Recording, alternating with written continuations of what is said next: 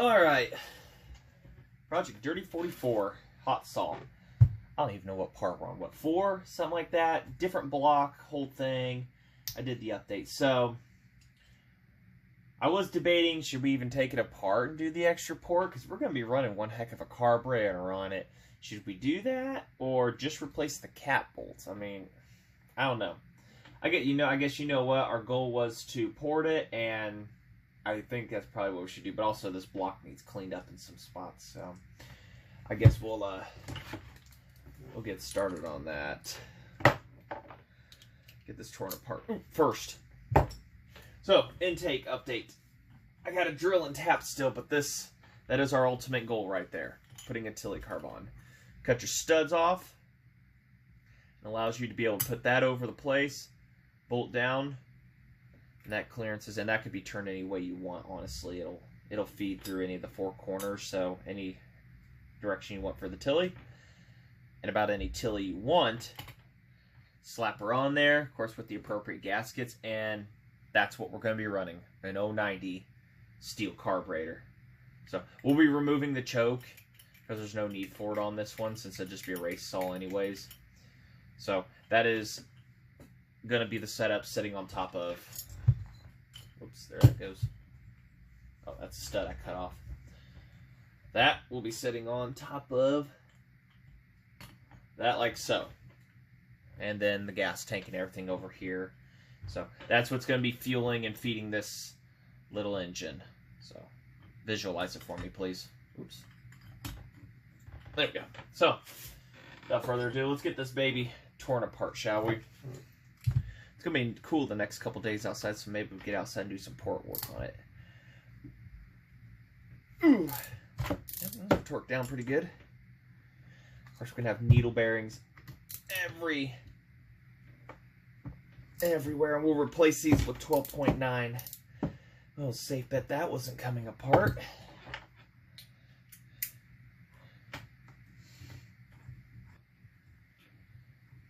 I've given up hope on that other block coming to us, so don't even bother to call, nothing of that nature. So, ready for the mess? Yeah, not a big mess. But I still have a plastic bag somewhere. I had one. Oh, there's one. I had a new one. Don't know what I did with it. So I'll just put everybody inside of here. Make everybody happy. Push the piston up. And my tapping device has disappeared. I was so not ready for that stuff.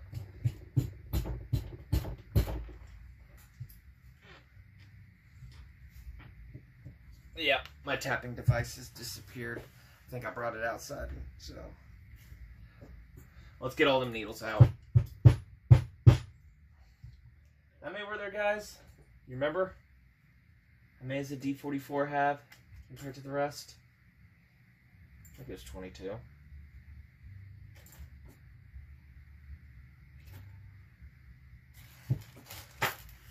And I need to keep a piece of wood and a hammer or something. I think I brought my... Don't know. We'll find it here in a second. You saw nothing. Alright. Ooh, that's a shiny, nice piston. Looks like it's sat a while. We'll get that cleaned up. Yeah, I guess we couldn't run her as is. The top ring's a little stuck, but yeah, the side one over here stuck too. So yeah, it would have really ran too well. Of course, I can't find 10 over rings unless, like, say, I measure. I thought about doing what I was told, the measurements and everything, and then and what it would turn out to be is Husqvarna 51 millimeter. I think these 10 over Husqvarna rings would be in there. I had to measure them and everything, so I don't know. Pretty dirty. Let's take a look. How dirty? Ew, that dirty. Carbon grooves are a little gummed up.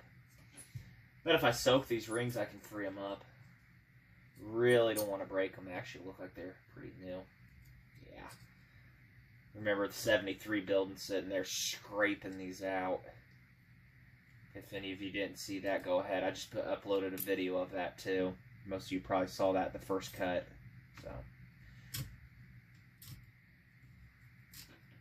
some of you probably want an explanation to that second cut, and I was pretty shocked at what happened there too, but all is well.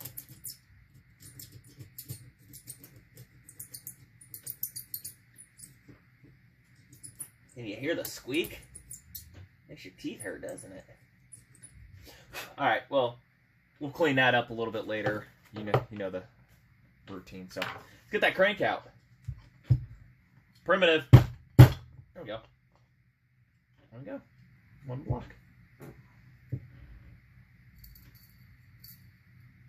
Yeah. That's good. I like how they have part numbers on them, the company and everything. Fafner 203K, so you can look that up and also cross-reference if you can't find new old stock. So these definitely look like an aftermarket bearing put into it. Crankshaft looks phenomenal. Looks really good. I don't see any messed up keyways or anything like that. We might just use these bearings because they feel good and tight. So yeah, let's look at our bore, shall we? Can you guys see? Might be a little difficult. It's even difficult for me. It looks like somebody did some port work to it on the side ones, on the exhaust. They brought them over a little bit. Of course, then it got carboned up and everything, but so yeah, somebody's been in here and ported out the lower part of the exhausts and everything. So I'm definitely not the first person to do at least a little work to it, so yeah, they were in here and did that. And then there's carbon buildup on the side of both side ones. And the middle one, I don't know. See, I'll look at the screen here. Yeah, it's kind of difficult for you guys to see that, but okay, yeah. Middle one right here is what we're raising up, because these overlap the primary ones, and then these are just lube ones right here. We're going to raise this one up to the height of these right here. It's going to look kind of weird, but oh well. We're just going to leave these side ones alone. My plan was to kind of raise them, but I think it'll do just fine just raising up the one right here. And then we'll cut away this rib. And that'll make that one a functional intake. So overall, the block looks very clean. Seeing if I can see any markings or anything like that of any nature. I don't. The seal feels pretty good. National seal. Yeah, it feels pretty good. We may just leave that seal in there too for now. I mean, ain't difficult to change them out. Not being cheap or anything. I'm just really wanting to get this on the roll. I mean, this project is way behind. Getting that 101B definitely put it a little bit on the back shelf, but getting the other ones too. You guys really actually, want to see, don't be afraid to say anything about, hey, what happened to this project? What happened to that? Comment on one of the videos, I've made of it, and I'll try to get it up there. So we'll try to smooth these down a little bit, bring this up. I mean, lots of little stuff. I got to get a marker out and draw what I want to do. Wish I'd get one of these piston rings off here, and I'd be able to put it flush inside there. And I'd be able to mark with a fine marker the height of the other ones. Use the piston to push it down. And that's how you measure the height, and then you just go up to that and just fine tune after that. So you know your port heights. That's kind of eyeballing it, being scientific as I can be. Well, that bottom ring's loose, that's good. That top one, we'll have to soak it in something. So, guess it was good to pull it apart, because we would have had like no compression at all.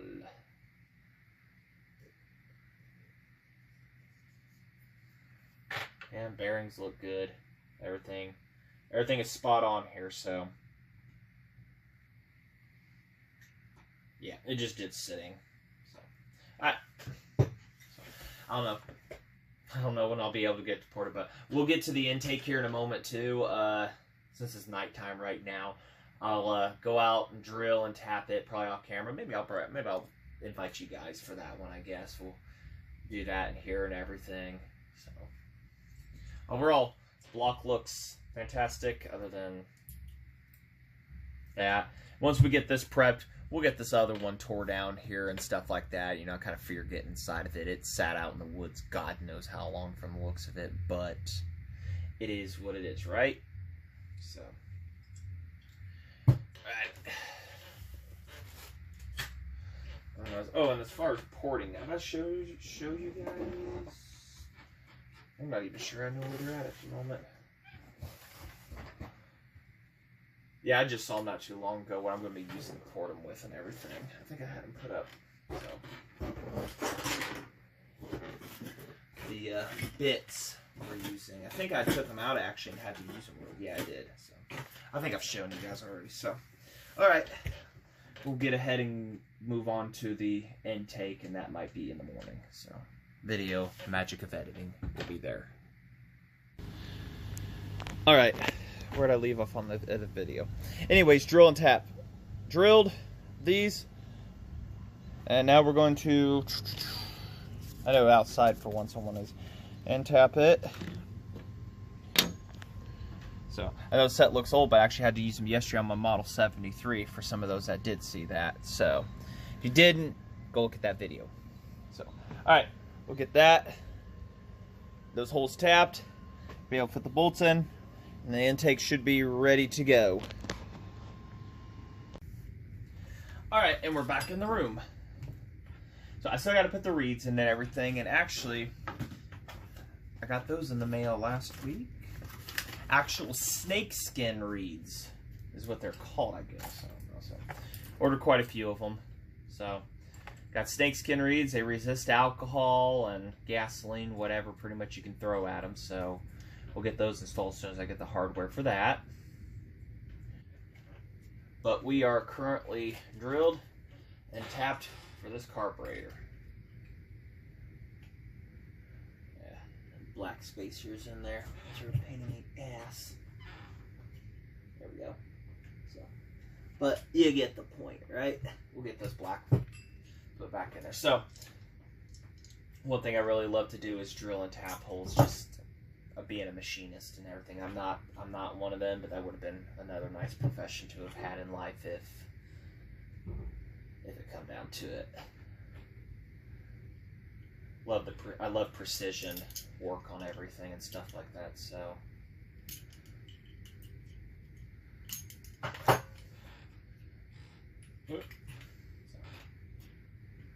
that put into there like so, and I should just left those out, slapped together, but that'll be down like that. Gaskets and everything are here.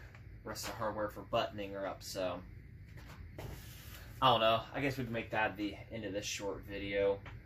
And the piston is still soaking. I did get some of the bottom ring's freed up. The top one I got partially freed up, and I'll finish getting that freed up and everything off camera here. And hopefully next video, since the intake is done here, we can get to raising that port up on the block. Get on a roll here. Get this baby fired up soon. Way ahead of myself. So, alright. Thanks for watching. To the next video.